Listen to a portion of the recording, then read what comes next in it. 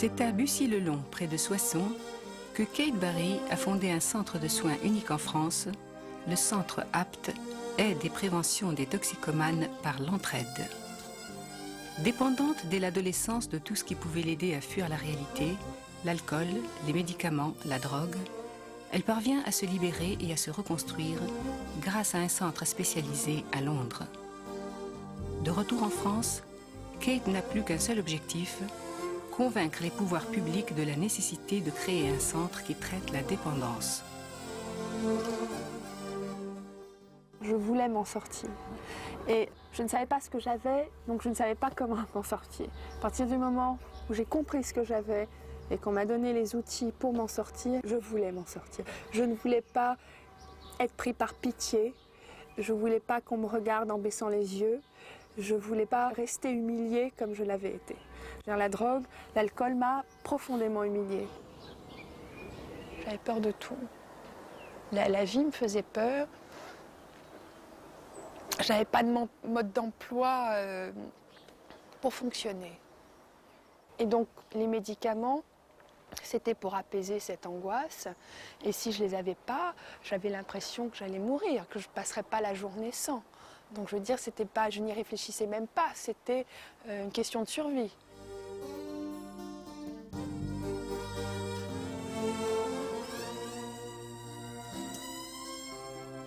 Tout ça, c'est tellement rapide, paniquant, que c'est après que tu te rends compte de sa solitude et de sa détresse.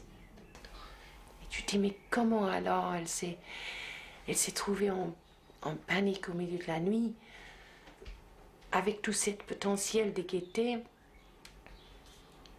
et j'étais pas là, j'étais pas au courant. D'abord, j'avais l'impression que c'était une énorme tare. J'avais pas forcément envie de dévoiler à quelqu'un à quel point je me sentais minable dans cette vie, à quel point j'étais incapable. Si j'en parlais, j'étais sûre que j'allais m'écrouler. C'est-à-dire, qui serait capable d'entendre ce que j'ai à lui dire et surtout qui serait capable de me remettre sur pied une fois que tous mes mots aurait dépassé ma bouche et qui serait capable de me ramasser. J'avais le sentiment que j'allais m'écrouler si j'en parlais. Donc, tu t'avances, les dents fermées, avec tout ça en toi, jusqu'au jour où tu as la chance de trouver quelqu'un qui te... Il fallait l'amorce d'une solution.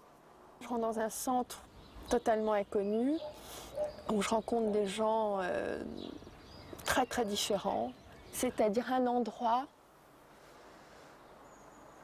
où finalement on pouvait tout dire. Et si tu veux, je voyais devant moi des gens qui disaient des choses, soit qu'ils avaient faites, pensé ou vécu, et qui ne s'écroulaient pas après. C'est-à-dire après le groupe, si on pleurait, je veux dire, il y a des situations assez pathétiques où toutes les émotions ressortent, alors tu pleures beaucoup, ou après il y avait une extrême chaleur après ça, et donc je me suis dit c'est un endroit où finalement tout est possible, on peut dire, on n'est pas tout à fait détruit et on peut reconstruire là-dessus. L'envie de créer ce centre a commencé dès que je suis sortie. Et là, je savais comment je pouvais être utile, que ce centre était un vrai besoin, et que peut-être je pouvais faire quelque chose.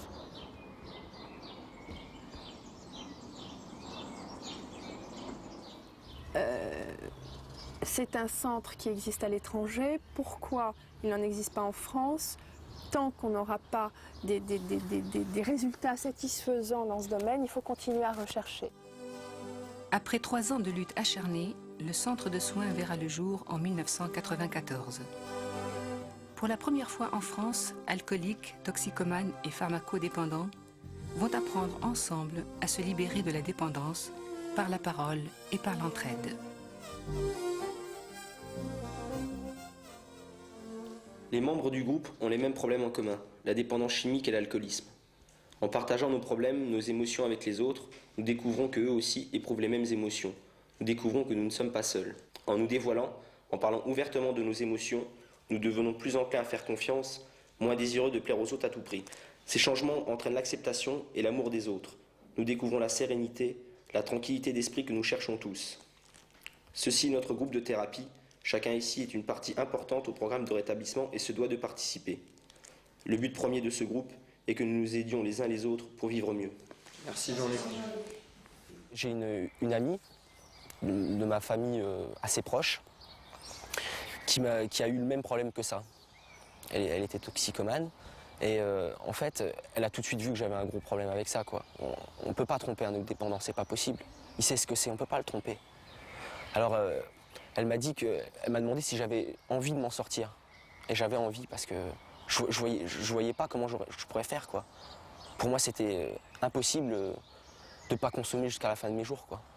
C'était inconcevable. Et elle m'a dit, moi, je peux t'aider. Tout ce qu'on aurait pu me proposer, ça m'aurait fait plaisir, quoi. Et j'ai accepté cette aide.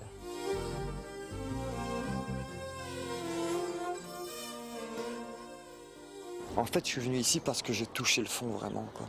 J'ai touché le fond. Tous les jours, je prenais le métro et tous les jours, quand j'étais sur le quai, je priais pour avoir le courage juste de mettre un pied, sur les rails, quoi, au moment où le métro passe. Et ça, tous les jours, je l'avais, ça me quittait pas du matin au soir. Alors je buvais, je prenais des cachets, de temps en temps, je prenais de la poudre. Mais je veux dire, moi, ça m'enlevait plus, quoi, ça m'enlevait plus tout ce malaise, quoi, ça m'enlevait rien du tout. Et j'avais vraiment envie de mourir tous les jours. Contrairement à une prise en charge strictement individualisée, là, la notion du groupe est importante. Beaucoup de cette thérapie est basée sur l'entraide, sur l'identification, sur la compréhension. L'autre originalité est d'avoir, en fait, dans ce lieu, une unité de sevrage, c'est-à-dire qu'on évite, pour éviter cette cassure qu'il y a entre le sevrage physique qui a été fait soit en ambulatoire, soit dans un hôpital, et après, bon, on demande une place de post-cure et on attend en général de 1 à 3 mois pour avoir une place, parce que les places sont rares. Donc, entre-temps, énormément de gens rechutent, ce qui fait, il m'a semblé que le système faisait en sorte qu'on se prouvait qu'il était impossible de s'en sortir. Et donc, on a joint une unité de sevrage pour pas qu'il y ait cette cassure, pour pas qu'il y ait ces rechutes. Ici, j'apprends des choses, j'apprends à changer, je me prépare. Je sais qu'en sortant, je peux pas aller affronter tout de suite ma famille et tout ça. Je sais que je pourrais pas. Si je rentre, je verrai que la confiance n'y est pas. Je sais que je vais les consommer, donc c'est pour ça que je flippe un peu, parce que je sais pas vraiment quoi faire en sortant. Je suis désolé que 8 semaines, ce soit trop court. 8 semaines ici, j'ai l'impression que j'ai pas assez travaillé, quoi. Je flippe. C'est que les 8 semaines sont trop courts ou que t'as pas assez travaillé? Il y a les deux, Perry. Personne n'est parfait. Je sais qu'il y a des jours où t'as rien foutu et c'est là en ce moment on te le dit et tout d'un coup ça te met les nerfs, quoi. T'as pas envie d'entendre ça parce que toi tu te dis ok, pendant 8 semaines, moi j'ai bossé, quoi. À la limite tu te sens encore différent, quoi, sur ce coup-là. J'ai l'impression, moi c'est mon sentiment et je me gourre peut-être, Philippe. Enfin, je crois que en fait je suis en colère contre le groupe. Je suis en colère contre le groupe parce qu'ils ont raison et j'ai tort. Et ça m'écorche la gueule de dire qu'ils ont raison, quoi. Mais ils ont raison par rapport à quoi? Par rapport à mon travail, par rapport à...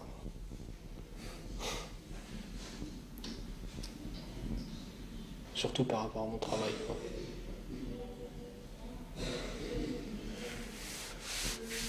J'avais l'impression que j'avais pas avancé, et finalement, là tout le monde me conforte dans cette idée-là, et c'est surtout... C'est ce que je voulais pas entendre, quoi. Et ça m'énerve. Qu'est-ce qu'il y a à faire?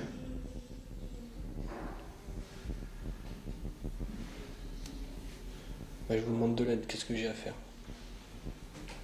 Confronté à un groupe de personnes qui finalement ont manipulé de la même façon que vous avez manipulé, sont heurtés au même problème, il est difficile de continuer à se mentir. Vraiment, on a une glace devant soi, ce qui fait que tous les masques tombent et très rapidement, on est obligé quand même d'être honnête vis-à-vis de soi. Ceci est notre groupe de thérapie.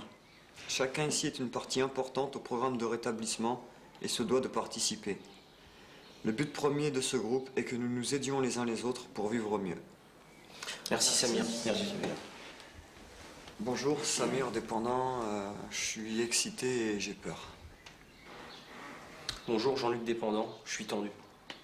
Bonjour Perry, dépendant. Bonjour Daniel, je suis dépendant, j'ai peur, j'ai un peu de trac. Moi, c'est ce que je ressens ici, c'est que comme tu dis, tu attends le changement. Tu fais rien pour changer, quoi. Tu attends que ça change, mais moi je te vois, on te donne des conseils tous les jours.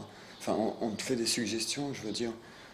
J'ai fait des mini-groupes avec toi où je t'ai fait des suggestions que tu n'as jamais appliquées.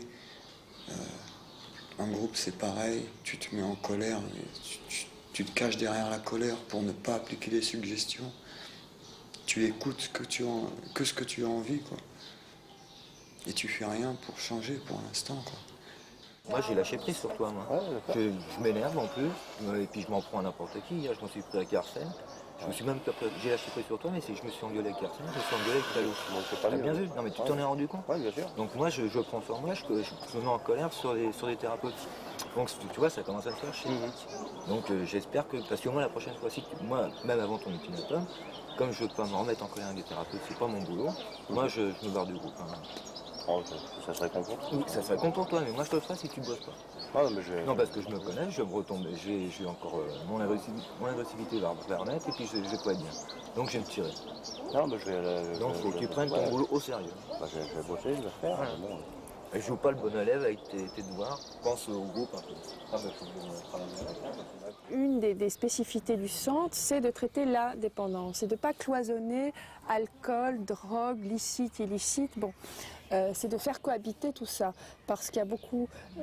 dans mon propre parcours, je n'ai pas pris une seule drogue. J'ai pris plusieurs produits parce que tu trouves beaucoup de toxicomanes qui arrêtent par exemple l'héroïne ou autre et qui quelques années plus tard se retrouvent complètement alcooliques. Ah ouais, moi, c'est le premier centre où je vois des alcooliques. Maintenant, pour parler de différence, la différence, je la vois pas, puisque moi, ces derniers temps, je buvais. Donc je veux dire, il n'y a pas de différence. Je suis dépendant et je m'aperçois aujourd'hui que je suis dépendant à tout, moi. Je suis pharmacodépendant, je suis dépendant de l'alcool, je suis dépendant de la poudre, je suis dépendant en fait de tout ce qui va me permettre de m'envoler, quoi. Après, c'est con de dire ça, mais je me défonçais pour oublier que je m'envolais pas. Ça peut paraître con comme ça, mais c'est ça, quoi, en fait.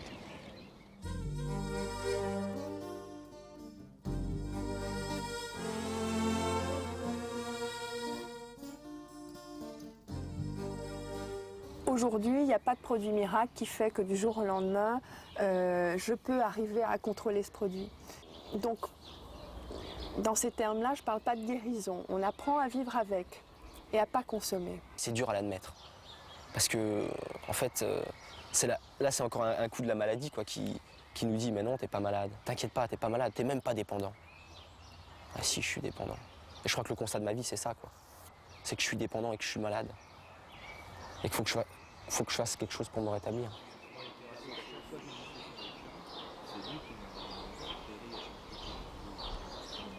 Au début, j'ai vu le rétablissement comme une montagne, quoi. C'est-à-dire, il va pas falloir que je consomme pendant tout le reste de ma vie. Inconcevable. Résultat, je vois ça, c'est trop dur, je vais consommer. Et je me sentais mal avec ça. Et en fait, on m'a filé un outil qui peut paraître tout simple, quoi, mais qu'il faut vraiment choper le truc pour l'appliquer. Maintenant, je me dis plus, je vais plus consommer pour le reste de ma vie. Je me dis plus ça. Je me dis aujourd'hui, je vais pas consommer. Et à la limite, ça ouvre une voie, un espèce de petit escalier qui monte le long de cette montagne-là. Mais c'est une marche, marche après marche. Et tous les jours, je monte une petite marche. Et si je regarde que l'escalier et pas la montagne, j'arriverai au sommet de la montagne. Mais que des fois, je reprends un peu mes comportements et je revois la montagne, quoi. C'est comme quelqu'un qui a le vertige, quoi. Le truc pour pas avoir le vertige, c'est de pas regarder en bas. Alors des fois, je marche sur la corde, quoi, sans regarder en bas, et là, ça se passe bien. Et des fois, je regarde en bas et j'ai peur. Moi, je voulais dire qu'il y a une chose aussi qui me fait peur, c'est la rechute, pour être honnête. C'est la rechute. J'ai vu des personnes qui allaient rechuter. Ouais, j'ai vu dans quel état elles étaient. Je sais pas si c'est mon regard qui a changé sur les gens qui se défoncent ou quoi que ce soit. Mais moi, j'ai vu dans quel état elles étaient et je dois admettre que là, samedi, j'ai pris une claque. Et ça aussi, ça me fait peur. Thérapeute formé aux États-Unis à cette méthode, Perry Eaton rejoint Kate en France pour diriger l'équipe thérapeutique du centre.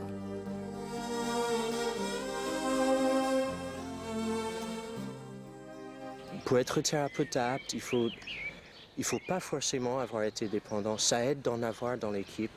Je crois que ça aide les patients à savoir qu'il y a des gens dans l'équipe qui les comprennent. Mais aussi, ils voient des gens qui ont plusieurs années d'abstinence, qui ont les vies qui vont plus ou moins bien. Et ça donne beaucoup d'espoir. Parce que souvent, ils arrivent assez désespérés.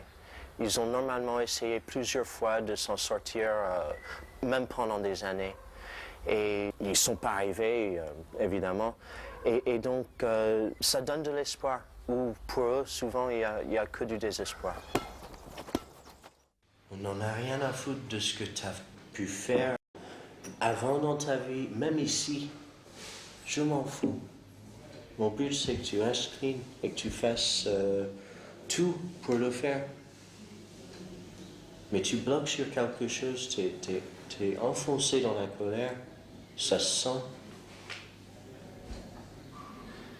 Et jusqu'à ce que tu bouges, tu vas rester coincé là-dedans. Et je te vois pas sortir dans cet état-là et tenir le coup. Et quand même, 8 semaines, c'est assez longtemps de se faire chier. 8 semaines ici et je sais pas combien d'années de prison, ça suffit, hein. Tu risques de trop perdre. Tu as une famille, tu vas les perdre. Moi, je vois pas ce que j'ai à dire. Franchement, je vois pas. Je vois pas, moi, je vois pas ce qui déconne chez moi. Moi, essayer de parler que de ton comportement, j'ai l'impression que tu essaies de montrer que tes qualités. Tu joues que là-dessus. Que là-dessus. Arrête le bon élève. J'en ai rien à foutre si tout le monde me dit oui. Parce que si tu me dis oui et tu rechutes, moi j'ai raté mon travail. Et je fais quoi alors? Et je vais dire quoi alors? Je sais pas. Franchement, moi je vois pas quoi dire. Ça recommence encore comme le truc de l'entretien et je vois pas quoi dire. C'est tout. Ça recommence comme avant. Et ça te fait quoi? Eh ben ça me fait chier. Ça me fait chier, ça veut dire quoi? Ça me fait chier, ça veut dire que ça me met en colère. Et ben, je suis en colère contre moi, mais je suis en colère contre toi parce qu'à chaque fois que je parle, j'ai l'impression que toi tu sais le truc et je te dis bah vas-y dis-moi et toi tu me dis rien. Ouais. Et toi tu me dis jamais rien. Moi j'ai pas la solution. Et ouais, ben moi j'ai ce que je vois, j'ai pas la solution. Ah ouais, mais moi je l'ai pas non plus. Je suis thérapeute, je suis pas prévoyant mon ami. Ah ouais, mais moi je vois pas, j'arrive pas à voir. J'arrive pas à voir, si tu veux, je te dis. J'arrive pas à voir, moi, qu'est-ce qui va pas. Regarde de près. Il te reste 4 jours. Mais tu as des trucs à sortir et autant les sortir ici qu'ailleurs. Toi, ta vie vaut mieux que de reprendre ce que tu as vécu jusqu'à maintenant. Et tu le sais.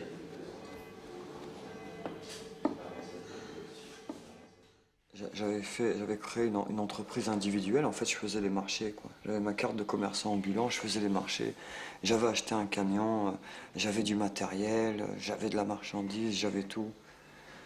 Je louais une belle petite maison. J'étais bien, quoi, j'étais avec ma femme, avec ma fille. Et du jour où j'ai retrouvé la pompe, je veux dire, ça a pas mis 2 mois quoi, à s'écrouler tout ça, quoi. Après je voyais carrément le dealer sur le marché. Je lui disais de passer au stand. Quand il pouvait pas passer, je laissais carrément le stand comme ça et j'allais le chercher au café pour acheter. Je veux dire, j'en avais plus rien à foutre à partir de ce moment-là. Après, j'ai dû vendre d'abord le matériel. Ensuite, j'ai vendu le camion pour faire des voyages à Rotterdam avec lesquels je pensais faire des thunes et pouvoir retrouver encore un bon niveau social, quoi, entre guillemets. Et puis finalement, non, quoi. Je veux dire, le produit, il a été plus fort. Moi, tout ce que j'ai été chercher, je l'ai consommé, je l'ai jamais vendu. Et ça a été de pire en pire, quoi, jusqu'à ce que je touche le fond et que je sois obligé de rentrer à Paris, quoi. Le point le plus fort pour moi, c'est certainement le groupe, la solidarité. Il y a un vrai amour et soutien qui se passe entre eux, qui est hors nos interventions thérapeutiques, qui dépasse tout ce que moi je peux faire en tant que thérapeute. La chose le plus forte qui se passe pour eux, c'est entre eux. Moi, avec cette histoire, j'ai perdu ma femme. D'une certaine manière, j'ai perdu ma fille, mais heureusement, c'est pas irrémédiable. J'ai gâché toutes les relations, quoi, qu'il y avait avec la famille, avec des gens qui étaient en dehors de la famille, n'importe quoi. Dire moi, le plus gros gâchis que j'ai fait dans ma consommation, c'est avec les relations, qu'elles soient affectives ou autres, quoi. J'ai tout bousillé, quoi, dans cette conso. Et encore pire, je me suis perdu moi-même, quoi. Parce que voilà, j'arrive aujourd'hui, il faut que j'arrive dans ce centre pour savoir, pour me rendre compte que je me connais même pas et que je suis en train de me mentir depuis que j'ai commencé à consommer, quoi. Et alors me voilà ici, quoi, avec des émotions d'un gosse de 15 ans, quoi. Je suis en train de réagir comme un gosse de 15 ans ou 16 ans. Je suis en pleine adolescence, là, en ce qui concerne mes émotions. Donc voilà, quoi, je veux dire, je sais ce que j'ai perdu. Maintenant, je sais aussi que je peux changer. Ça me fait peur un peu, mais bon, voilà, quoi. Je suis là, j'essaye de le faire, je pense l'avoir fait un peu, et il faut que je continue, quoi. Pour moi, c'est un travail sur les émotions. Pour moi, la dépendance au niveau émotionnel, c'est une incapacité de faire face à ses propres émotions et une incapacité de savoir quoi en faire. Et à partir de ce moment-là, un alcoolique ou un toxicomane, c'est la même chose. C'est apprendre à identifier ses émotions et à apprendre comment faire, comment en parler, comment vivre une émotion sans prendre un produit. J'ai reçu une lettre tout à l'heure. J'ai pas eu le temps de lire ce que m'a écrit ma femme. Par contre, il y a ma fille qui m'a écrit, il y a mon fils qui m'a écrit. Bon, ils m'ont parlé d'eux, de comment ils allaient. Et ma fille, à la fin, elle m'a dit je t'aime de tout mon cœur, papa, et guéris vite. Et mon fils, pareil, m'a parlé de comment il allait. Et il m'a dit soigne-toi bien. Et je t'aime, papa. Et j'aime autant vous dire que ça, c'est fort, quoi. Ça, je me sens bien, quoi. Je me sens encore plus fort, quoi. Et puis je me sens fort avec vous parce que... Et je demande de l'aide aussi parce que, comme Daniel, moi je suis un peu... Même si je le fais pas voir, enfin... Je bloque à ma fin, si je m'en suis rendu compte, puisque c'est dans mes objectifs. Je bloque au niveau de mes émotions et puis là je demande au groupe de m'aider là-dessus.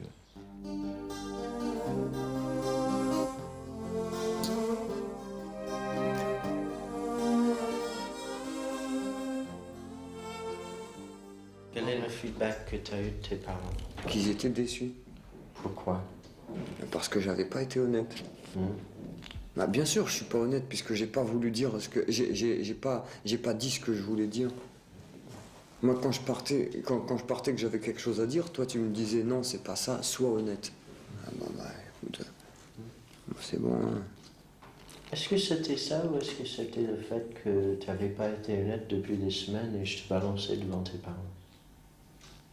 Non, ça m'a fait chier, bien sûr. Mais ça m'a pas fait autant chier que... Ça m'a pas fait autant chier que quand tu m'as ramené sur un chemin que je voyais pas du tout ce que tu voulais dire, quoi. C'est ça, moi, surtout, qui m'a fait chier dans cet entretien. Et franchement, j'ai pas envie de recommencer un de sitôt, quoi.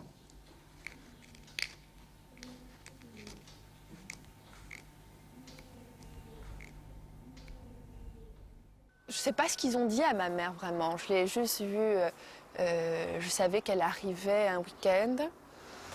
Et je l'ai pas vue tout de suite quand elle est arrivée, parce que tout de suite, elle est allée dans une réunion, dans un groupe familial. Donc, je l'ai vue plutôt dans l'après-midi. Et je crois qu'elle a été énormément choquée. J'ai eu l'impression qu'elle avait pris conscience que c'était grave.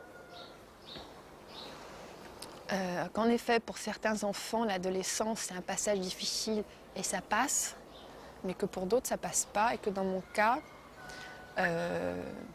c'était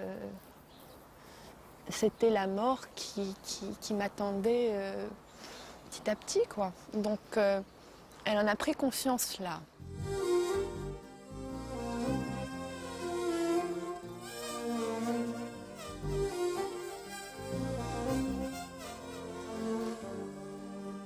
J'imaginais pas à quel point elle était en désarroi. J'imaginais que c'était juste des petits trucs d'adolescente. Je croyais pas qu'elle allait risquer sa vie, par exemple.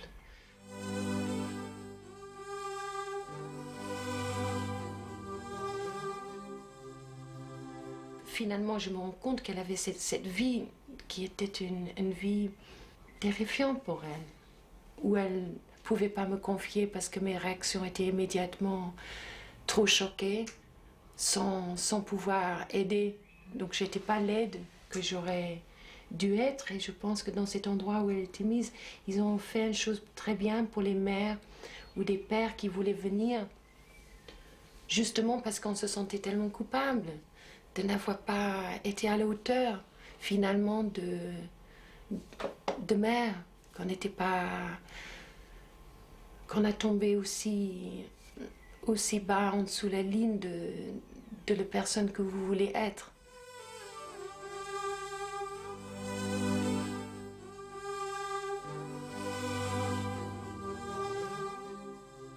Ce que nous, on essaie de faire avec nos journées familiaux, notre programme familial, c'est juste, déjà, je vois toujours la famille pendant au moins 20 minutes avant de voir le patient, pour qu'ils aient quelqu'un qui les comprenne, qui est prêt à écouter toute cette colère et toute cette peur.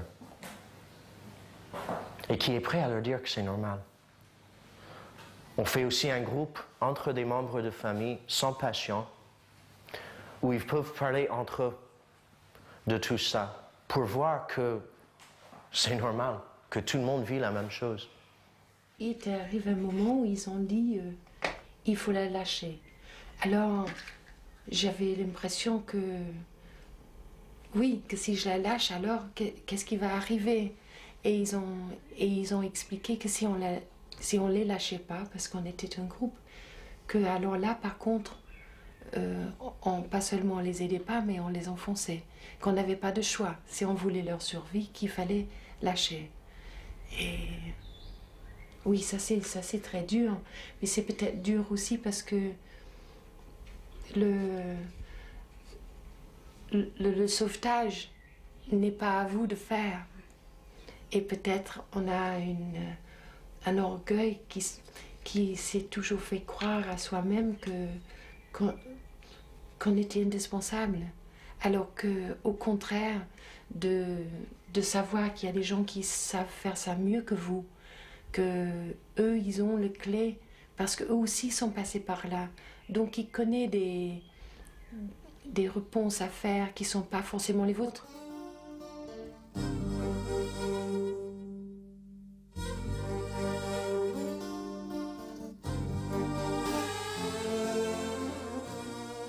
choses peut-être où c'est difficile à dire à votre mère, parce que tout de suite la mère, se sentant coupable, se justifie, alors que c'est pas votre problème, c'est sa problème.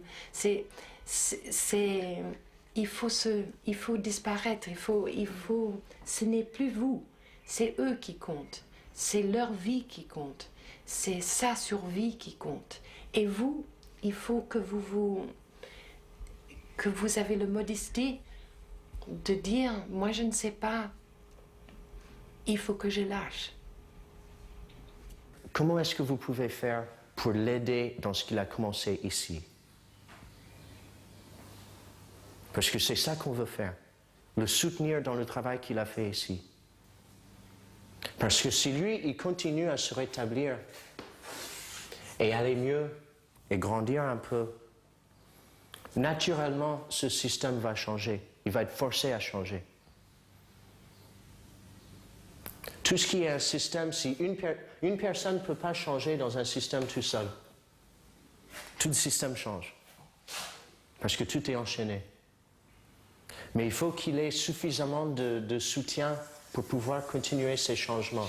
Elle a trouvé des gens autour très très sages. Et elle est devenue, je trouve, une très grande sage.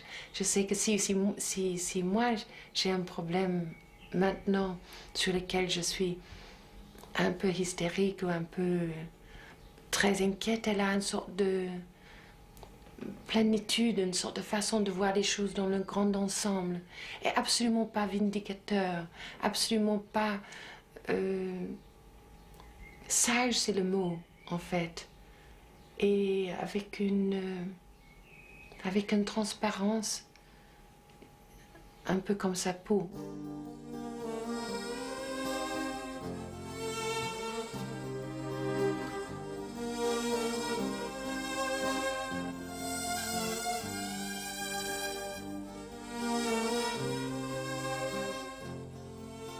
J'ai eu la chance d'avoir la facilité et que mes parents soient toujours derrière moi. Et donc je profitais de ça. Ils savaient que j'avais un gros problème. Et ils essayaient de tout faire pour que je me sorte de ce problème-là. Ils ont essayé tous les moyens, je crois. Les menaces en disant on va appeler la police, on va faire ci, on va faire ça. Même ça, ça me gênait pas, parce que la police, elle venait chez moi, ça m'empêchait pas de consommer, quoi. Après, ça a été bon, on va essayer de contrôler ta consommation. C'est-à-dire que c'est eux qui me fournissaient la drogue. Ils me donnaient l'argent, j'allais la chercher, et à la limite, je leur laissais pour qu'ils puissent doser tout ça. En fait, je les avais manipulés. Parce que je consommais encore plus que ce que je consommais normalement. J'avais un peu trouvé une espèce de légitimité dans ma conso. J'ai le droit de consommer, formidable. J'ai plus à me cacher. Alors c'était encore plus facile, quoi. Et mes parents, ça les minait, quoi. Parce qu'ils avaient peur, quoi. Ils voyaient dans l'état où j'étais, ils avaient peur.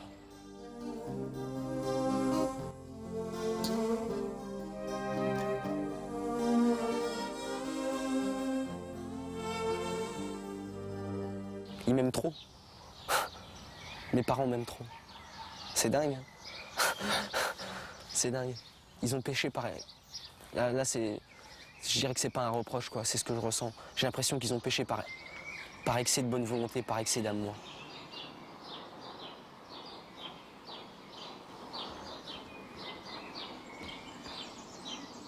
Certainement, on a fait des erreurs, mais involontairement. On l'a peut-être trop aimé. Voilà. Et dans notre famille, il y a beaucoup d'amour, mais pas beaucoup de communication. J'ai vu mon fils, il y a une amélioration, je le trouve bien. Je l'ai vu, il a pleuré même. Alors, vous voyez, ça veut dire qu'il avait quand même mal au cœur aussi. Hein. Bon, il s'aperçoit le mal qu'il nous a fait, involontairement, comme toujours, hein, sans vouloir. Lui, il ne le savait pas, puisque c'est bien une maladie. Hein. On parle d'une maladie. Ça, c'est une maladie quand même. Oui. Qu'il n'y a que lui-même qui peut s'en sortir de là, avec sa volonté. Voilà. C'est Léna. Et donc, voilà. Je vais essayer de vivre. Essayer de vivre notre vie. Je vais essayer, je dis. Hein. Pas vivre, je vais essayer. Ça arriverait peut-être. Pour moi et elle, disons. Hein. Vous savez, ça fait 12 ans que ça dure. Donc je pense qu'on devrait arriver quand même. Pour les dernières années qui nous restent, au moins. Oui. Surtout pour elle. Et moi pour toi.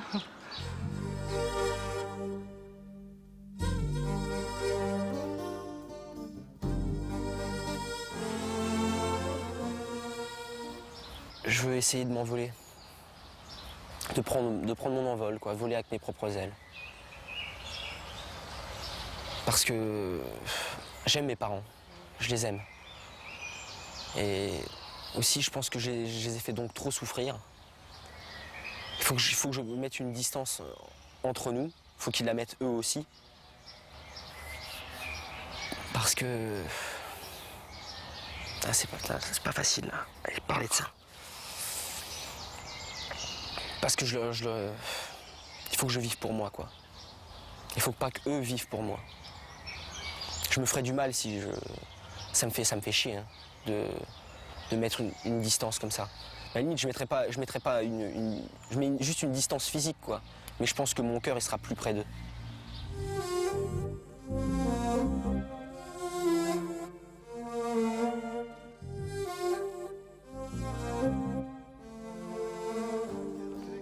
La thérapie de groupe occupe l'essentiel des journées.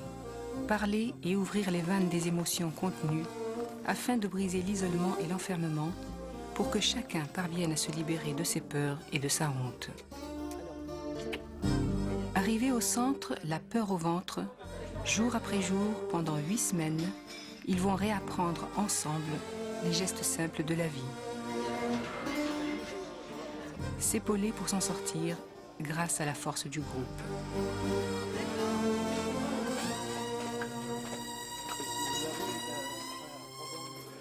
Ici, une devise, tu n'es pas responsable de ta maladie, mais tu es responsable de ton rétablissement et tu es une part essentielle du rétablissement de l'autre.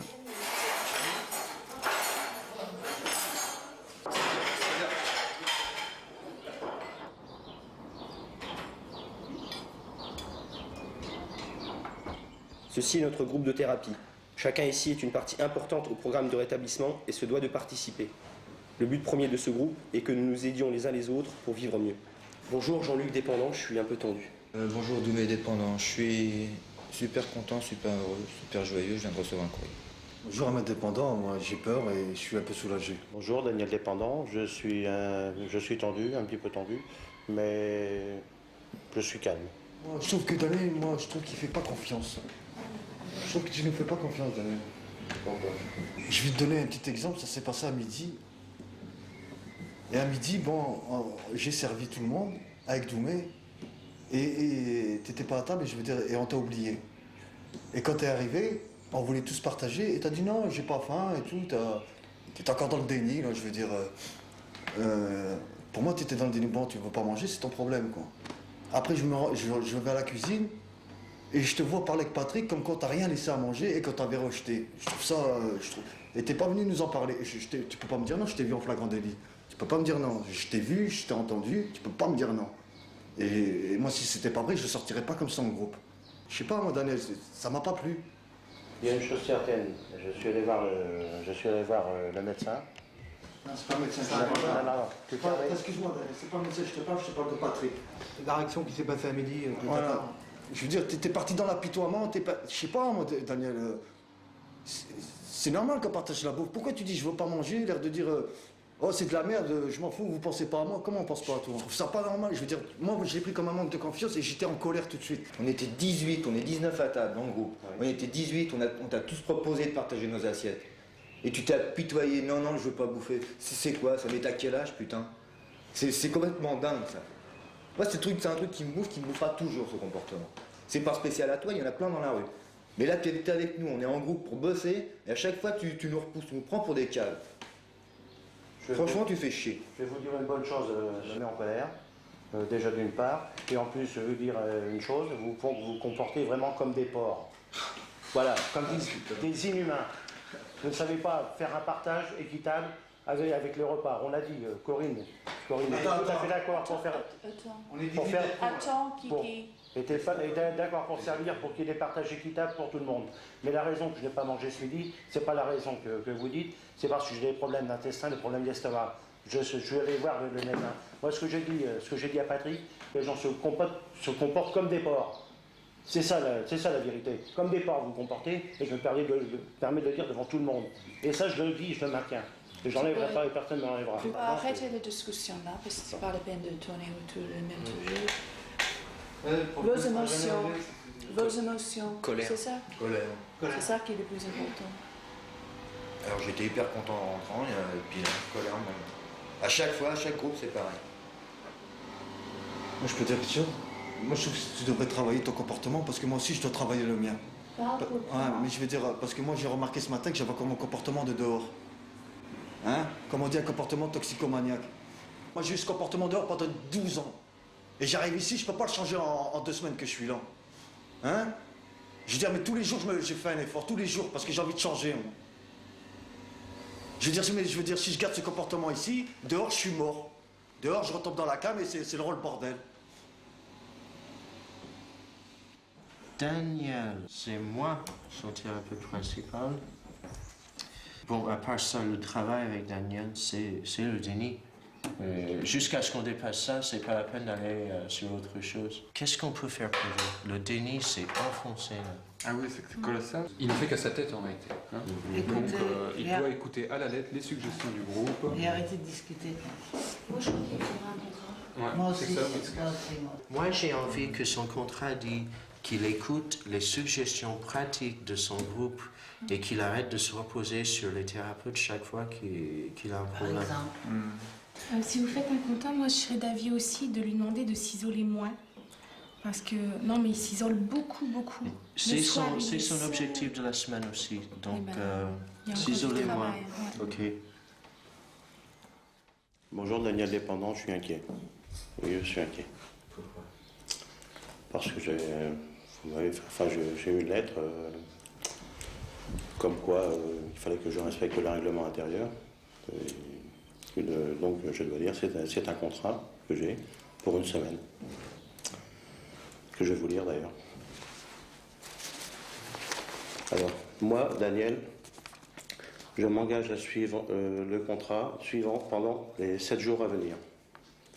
Je partagerai les exemples de consommation qui me touchent avec des conséquences sur ma vie.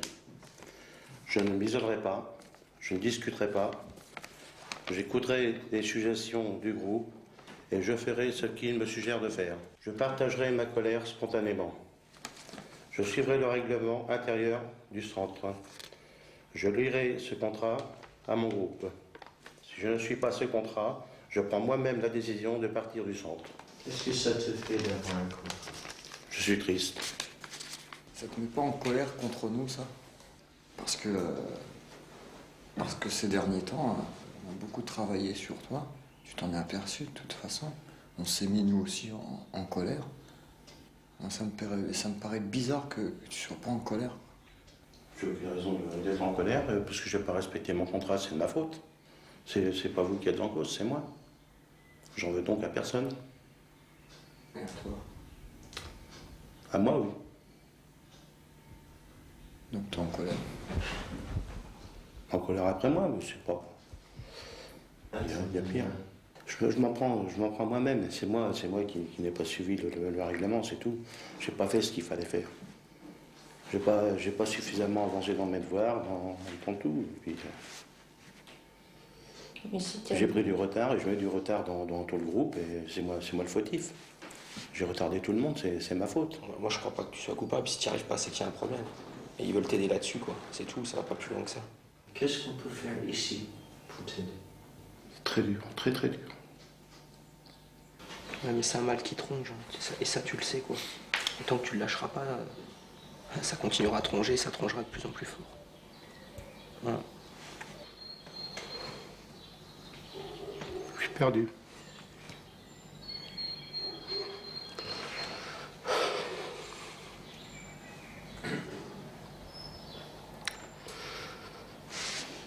C'est dur. C'est dur, madame, de pleurer devant du monde.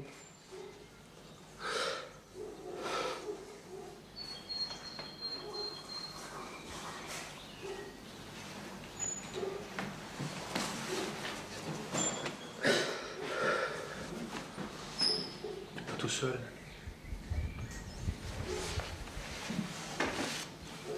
Lâche la pression, vas-y lâche.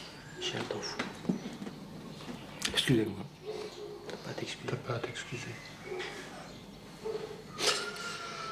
C'est la première fois que je te vois comme ça. Et bien que tu sois triste, ça me fait plaisir de te voir comme ça. Je crois que le travail de nous tous, ça a apporté ses fruits, c'est motivant pour nous et pour toi, pour ta... Et comme disait Jean-Luc, il faut que tu persistes maintenant là-dessus. Faut pas que tu lâches prise sur ton truc, faut pas que tu reviennes dans ta colère, dans ton déni. Faut continuer, et puis tu sais qu'on est encore et encore là, quoi. Y a pas de problème, quoi.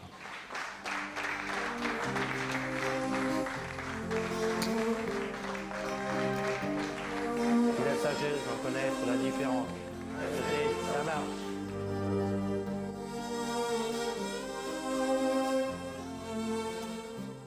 Je comprends que les gens puissent pas tenir. Je pense que y a des gens qui repartent d'ici et ça fait mal à chaque fois. Je veux dire, les premiers temps, quand j'étais très présente au centre, quand je voyais quelqu'un partir, c'est vrai que ça fait mal parce que on sait vers où il va aller.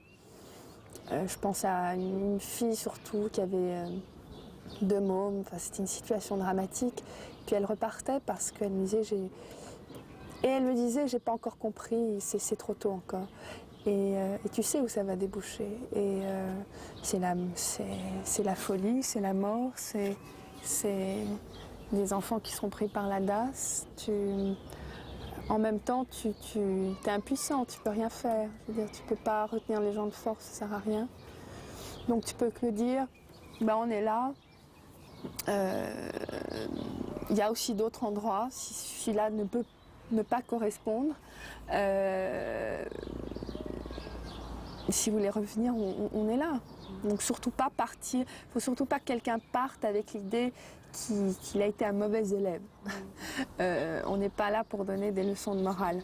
Donc là, quand quelqu'un part, essayez de le soutenir, même s'il part, essayez de le soutenir. De dire, bon, on est avec toi, tu as pris ta décision, il y a des groupes d'entraide, il y a d'autres structures, tu vas y arriver.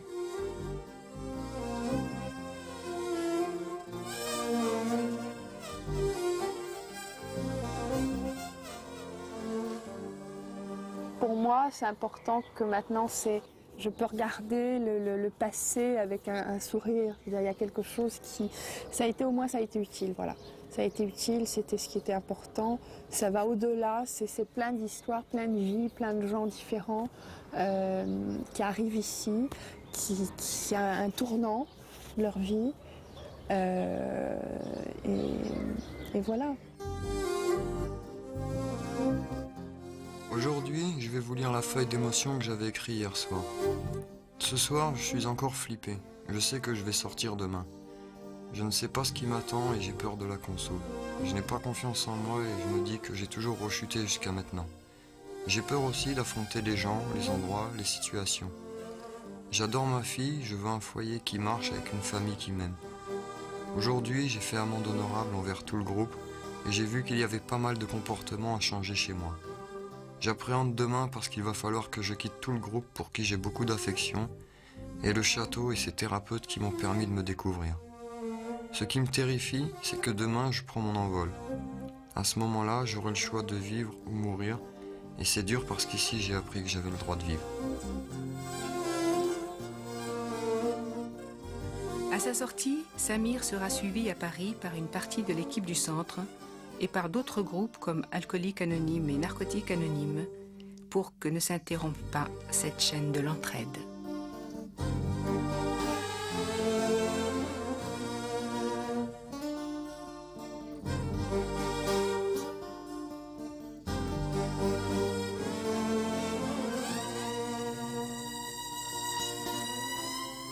Bonsoir Jean-Luc Dépendant, 45 jours clean.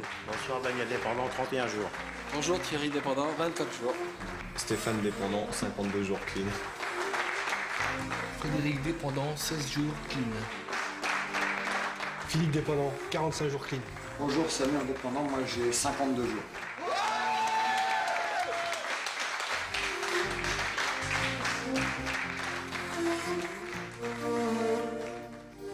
Kate, 9 ans.